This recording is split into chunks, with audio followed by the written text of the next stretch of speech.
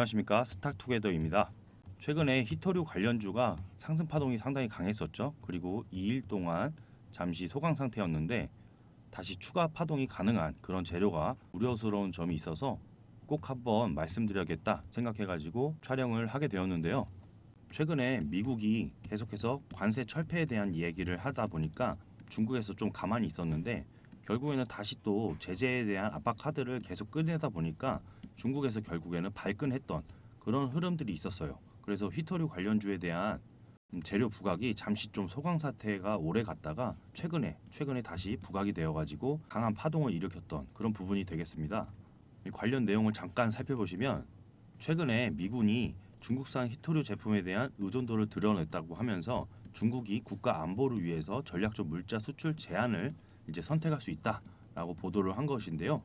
이게 이제 10일에 나왔던 이슈였고 앞서 7일에 무슨 일이 있었냐면은 미국 상무부가 고성능 인공지능 이 AI 합습용 반도체랑 중국의 슈퍼컴퓨터에 해당되는 사용되는 그런 특정 반도체 칩을 중국에 수출할 경우에 허가를 받도록 하는 조치를 발표한 부분이 있었어요. 그래서 여기에 따른 이제 보복 조치로 해석할 수 있는 부분이겠죠. 현재 히토류 자석이 85%나 중국에서 제조되고 있는 상태입니다. 그래서 이 막강한 히토류에 대한 부분에 대한 대안책에서 이제 호주가 도전을 해보고 있는 상황이고요. 이 과정에서 유니온 모트리얼즈는 왜 부각이 됐느냐? 파인 세라믹 중 자기적 기능을 사용한 페라이트 마그네트라고 있어요. 그리고 절삭공구 내열성을 이용한 전자레인지용 마그네트론 스템, 그리고 수도 밸브용 DIC 등의 부품 소재 사업을 영위하고 있기 때문에 이 부분에서 페라이트 마그네트는 히토류 대체품으로 또 주목을 받고 있기 때문에 부각을 받는 과정이겠고요. 그리고 또 티플렉스가 또 주도주에 하나 속하죠. 스테인리스 본강 절삭 가공 및 후판 전문 업체입니다. 그래서 히토류를 비롯해 가지고 티타늄, 니켈, 텅스텐, 몰리브덴 등의 특수 재질의 소재를 산업 전반에 걸쳐서 전문적으로 유통하고 있습니다. 그리고 이 밖에 큰 성장성을 보였었던 과거에 노바텍이 있고 또 상보, 세노텍 이렇게 있겠지만은 저희가 중점적으로 보고 있는 기업 중에 하나 이게 바로 또 동국 RNS가 되겠어요.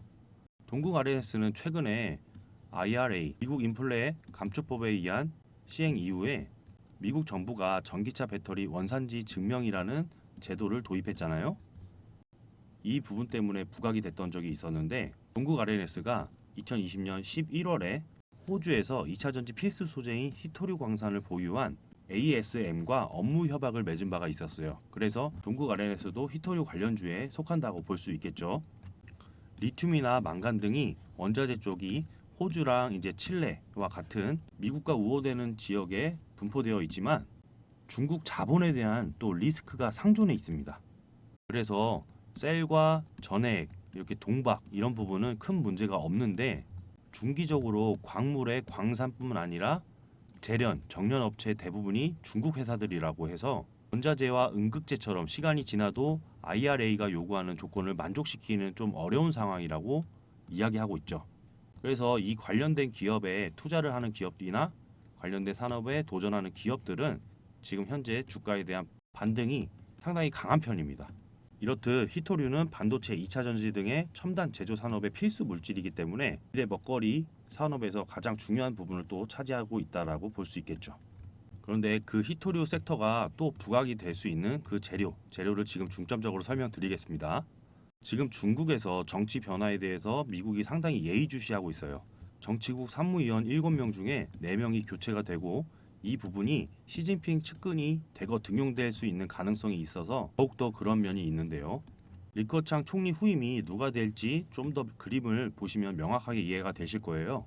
다소 온건파 입장에서는 공천당 계파로 분류되는 이 왕양이라는 인물과 후춘화라는 이 인물이 둘 중에 한 명이 이제 총리가 된다면은 견제와 균형 측면에서 상당한 메리트가 있을 텐데 이 시진핑 측근인 리창이라는 인물이 있어요. 리창. 이 사람은 이제 시자진 출신이라고 해서 상하이시의 당서기인 리창이라는 인물인데 지금 시진핑 측근 입장에서는 이 리창이라는 인물이 급부상하고 있다라고 강조를 하고 있어요. 그래서 이 리창이라는 사람이 총리가 된다면 완전히 시진핑 주석이 모든 것을 쥐고 이제 흔들 수 있는 그런 상황이 될 수 있다는 점이겠죠. 리창이라는 인물은 상해시의 방역 실패로 인해서 정치적인 좀 타격이 컸던 상황이거든요. 그럼에도 불구하고 시진핑 개파라는 이유로 총리가 된다면 상당한 시사점이 있을 것이라는 그런 판단입니다. 그래서 그런지 몰라도 토니 블링컨 국무장관이 중국의 대만 침공이 생각보다 조금 빨라질 수도 있다 이야기를 하고 있는 것인데요. 중국은 그래서 이전보다 빠른 시간표를 가지고 있는 것 같다라고 강조하고 있습니다.